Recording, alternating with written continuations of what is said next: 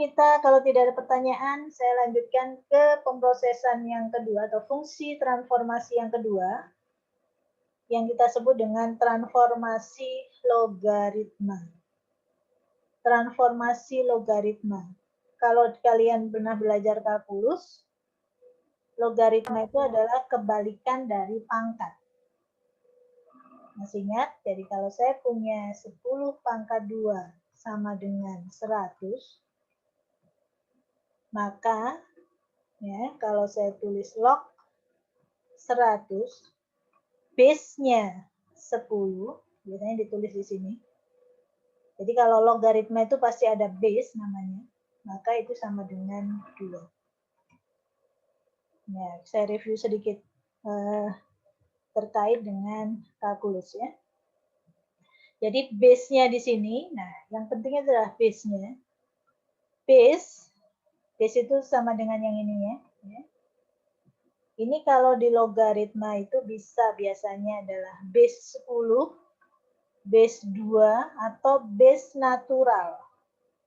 Yang kita sebut dengan logaritma natural. Bilangan natural itu 22/7 atau 3,14 sekian sekian sekian sekian sekian. Ya. Nah, di sini untuk logaritma transformation ini menggunakan base natural atau berarti sama saja dengan logaritma natural. Jadi kalau dituliskan dengan informasi base-nya sekalian itu biasanya ditulis dengan ln atau logaritma natural. Jadi kalau menggunakan ini kita harus menggunakan kalkulator ya, kalkulator atau alat hitung misalkan di Excel. Ya. Nah rumusnya bahwa nilai Gray level yang baru, itu sama dengan C ini konstanta sembarang yang mengatur besar kecilnya perbandingannya. Ya. Default-nya itu adalah 1. Default-nya adalah 1, sama dengan C dikalikan dengan log natural atau logaritma natural dari 1 ditambah dengan nilai Gray level yang lama. Ya, ini rumusnya. Nah, sekarang kita pahami dulu sifatnya. Sifatnya, ini yang terpenting. Bentuk dari fungsi logaritma natural kalau diterapkan pada L sama dengan 7, ini untuk nilai Gray level baru dan ini untuk nilai Gray level lama, R, maka dia membentuk pola seperti ini. Ini sih tidak terlalu tepat ya, jadi kalau yang ini kalau semakin besar L-nya, itu bentuk dari grafiknya itu semakin seperti ini. Nah, jadi seperti ini. Nah, yang perlu kalian perhatikan, sifat dari logaritma transformasi logaritma natural ini. Di mana kalau kita perhatikan bahwa untuk nilai input itu berarti R kan, yang mendekati warna gelap, masih ingat bahwa kalau kita berbicara mengenai nilai Gray level, semakin mendekati 0 itu mendekati warna hitam. Semakin mendekati nilai tertinggi itu mendekati warna putih. Jadi contohnya nilai di sini 1, 2, 3 ini berarti dia masih kategori nilai yang rendah atau mendekati gelap. Oke. Ya. Nilai yang gelap di sini ya, itu akan dipetakan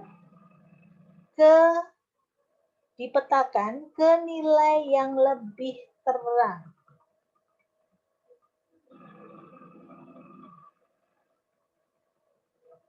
Ya kan? 5 itu kan cenderung lebih terang dibandingkan nilai 1.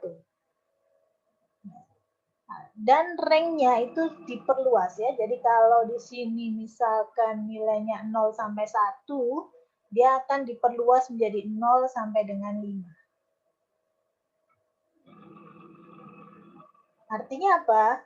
Nilai-nilai grade level yang rendah itu akan dirubah menjadi nilai grade level yang terang. Ya, yang terang, yang gelap.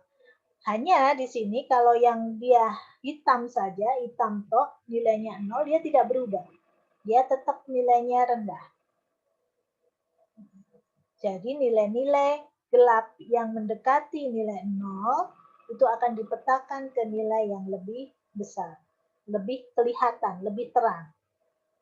Dan untuk nilai yang sudah terang, dia tetap tidak terlalu banyak perubahan. Contohnya misalkan nilai 7 di sini dia tetap, nilainya mendekati 7 juga. 6 juga dipetakan agak terang sedikit menjadi 7.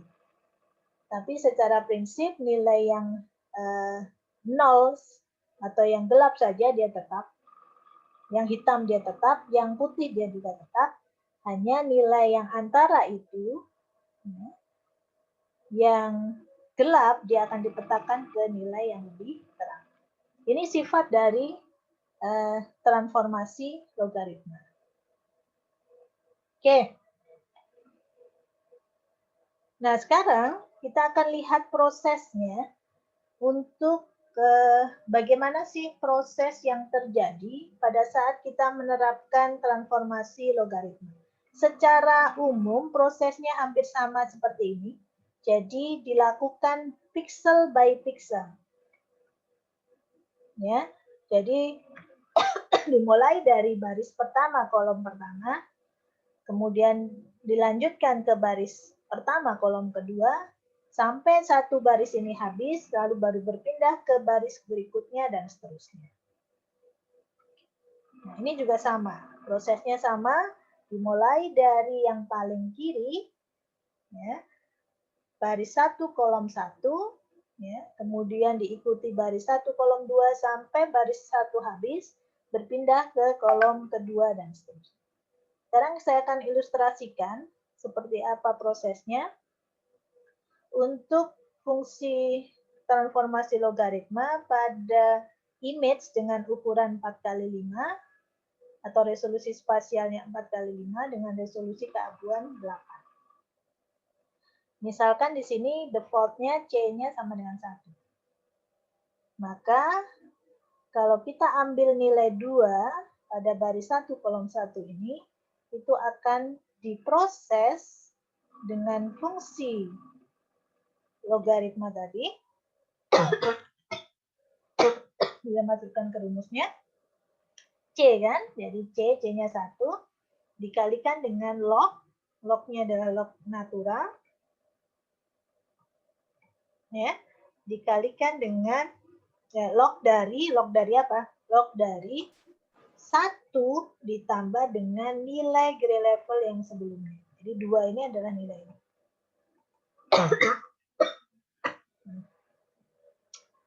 Nah, dengan kalkulator kalian dapatkan bahwa nilainya ini itu sama dengan 1,0986. Kita bulatkan jadi 1,1. Kemudian 3 demikian juga. Kita masukkan ke rumus, tinggal menggantikan di sini 3, sehingga dia menjadi 1,4 dan seterusnya. Nah, sekarang kalau kalian perhatikan, yang 0 dia tetap 0. 0 dia tetap 0. Oke ya. Ini. Nah, di sini ada proses tambahan. Tidak berhenti sampai di sini saja. Kenapa kira-kira? Ada yang bisa menjelaskan? Kenapa kok tidak berhenti di sini saja? Kok tidak seperti image negatif? 1 kali proses selesai. Ya. Tapi kenapa ini membutuhkan step berikutnya? Ada yang kira-kira bisa membantu menjawab?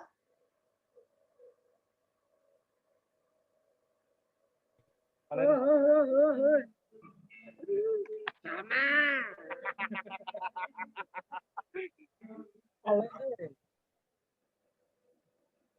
Ada yang mau membantu menjawab? Kenapa kok ini tidak selesai? Sudah. Oke, hasilnya adalah seperti ini. Tidak. Kira-kira kenapa?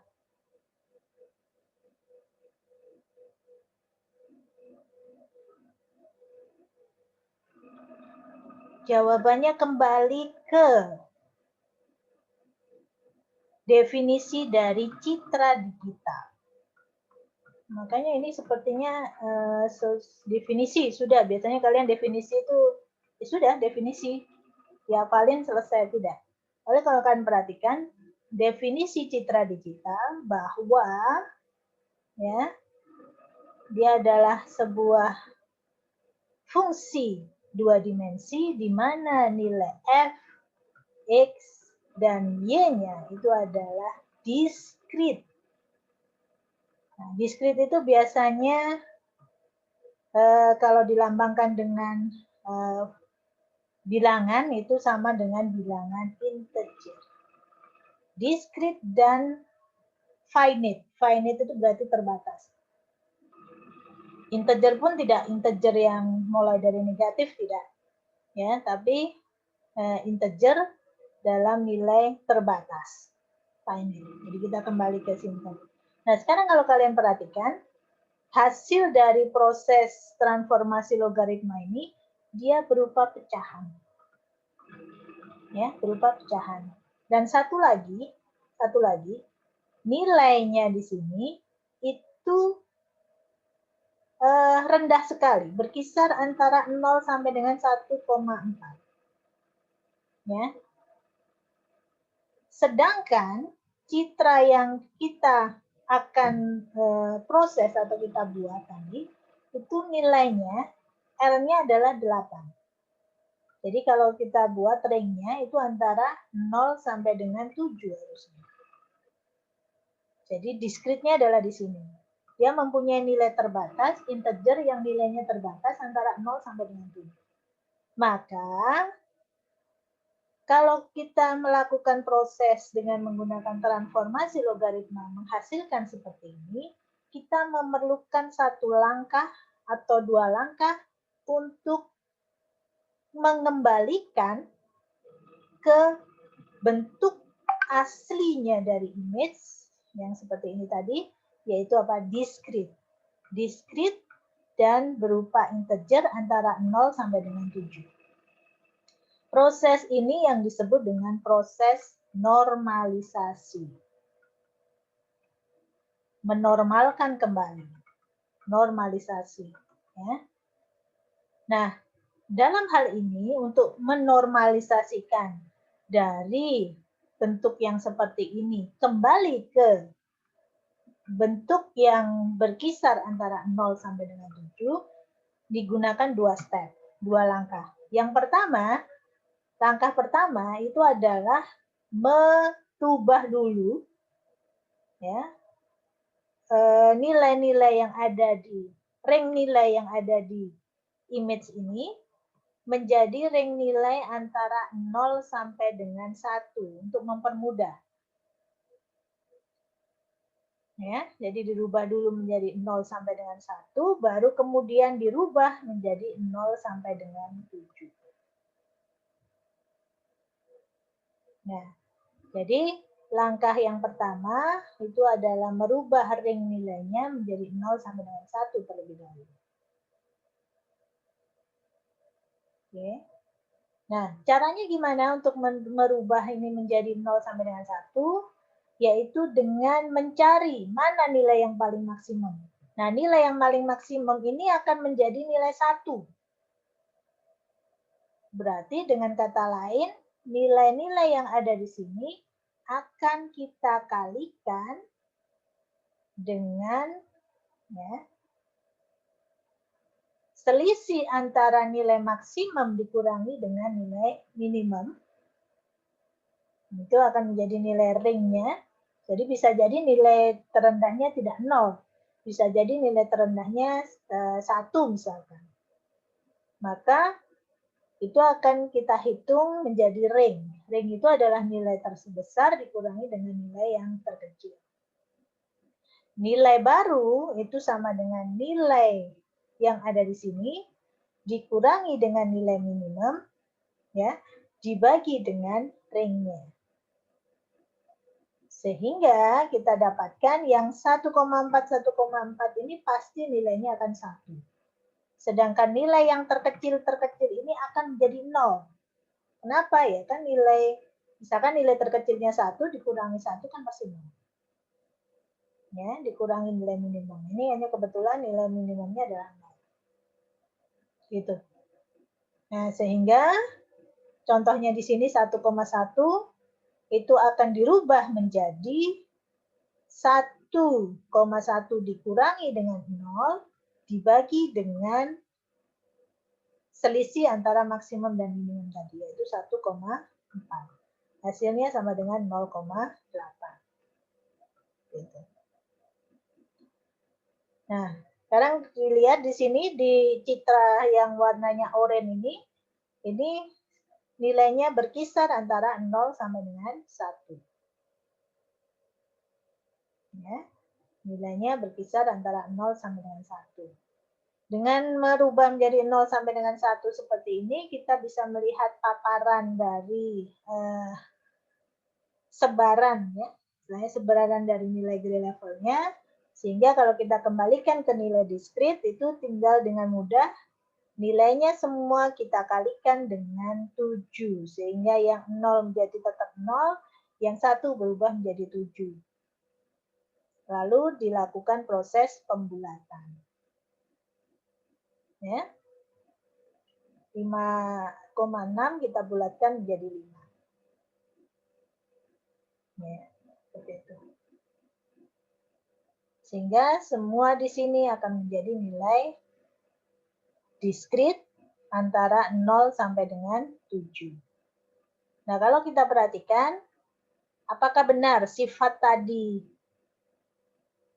terbukti bahwa sifat dari logaritma transformation tadi, nilai-nilai yang rendah yang mendekati 0 itu akan dinaikkan atau akan ditingkatkan nilai Gray levelnya menjadi lebih terang. Ini kan kita lihat bahwa nilai 1 dia berubah menjadi 3, berarti kan lebih terang. 2 berubah menjadi 5, itu juga menjadi lebih terang. 3 dirubah menjadi 7, tapi 0 itu tidak berubah. 0 dia tetap 0. Nah, ini adalah proses dari transformasi logaritma. Ada pertanyaan dulu?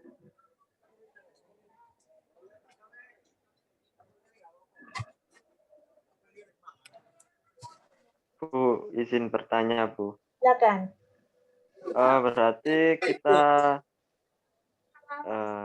Berarti pertama kita cari nilai minimal sama maksimumnya dulu, lalu dinormalisasi dengan rumus yang di bawah itu, yang R-min bagi rank itu tadi. Ya, ini untuk proses menormalkan. Jadi untuk proses menormalkan. Jadi kalau untuk melakukan proses transformasi, rumusnya hanya ini. Jadi dari ini ke sini. Tapi karena di sini nilainya itu adalah tidak diskrit, maka harus dinormalkan. Nah, jadi 2 tahap di bawah ini itu adalah proses untuk menormalkan dari nilai-nilai hasil transformasi tadi. Jadi kalau kita hitung menggunakan kalkulator, ya ini hasilnya. Yang menggunakan fungsi transformasi logaritma.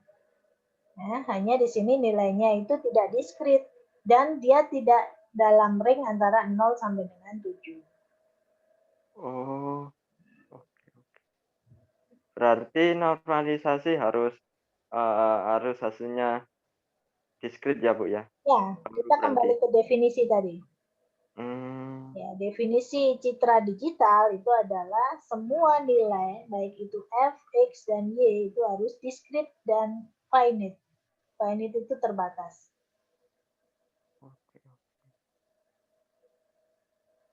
Baik, Bu. Ya, ada lagi dari saya. Terima kasih banyak. Ya.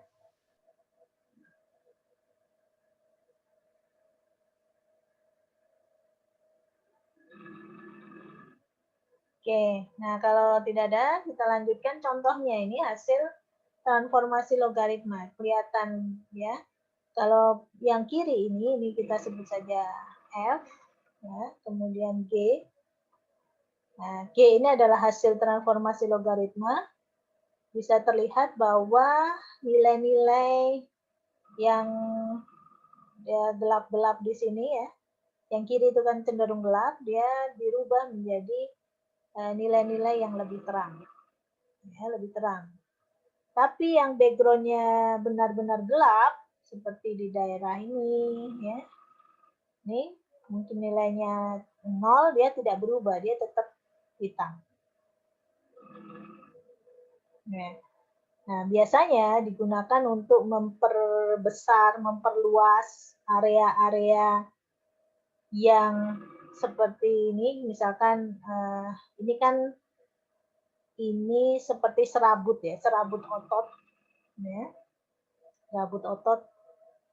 Nah ini kan hasil foto ronsen itu biasanya tidak terlalu jelas, detailnya tidak terlalu jelas. Nah dengan menggunakan transformasi logaritma ini, detailnya diperjelas, ya, detailnya, nah area-areanya itu diperjelas, sehingga lebih kelihatan serabutnya, ya, konturnya, bentuknya, dan seterusnya.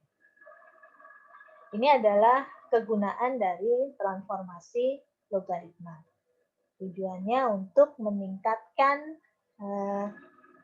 kecerahan untuk nilai-nilai yang gelap atau cenderung gelap. Cenderung gelap, ya.